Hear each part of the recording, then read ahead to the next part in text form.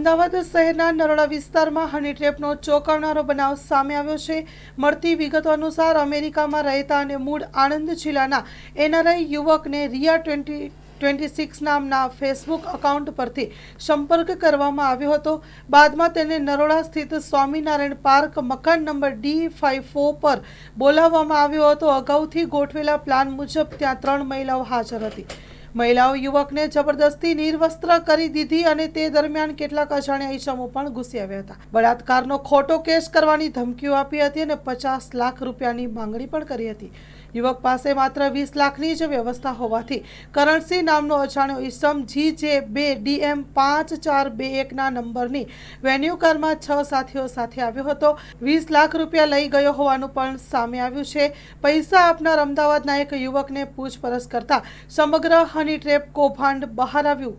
નરોડા પોલીસે આરોપીઓ વિરુદ્ધ હની ટ્રેપ અને ખંડણીનો ગુનો નોંધ્યો છે અને વધુ તપાસ હાથ ધરવામાં આવી રહી છે। Story report by Vikramsinh Jhala, Naroda, Ahmedabad.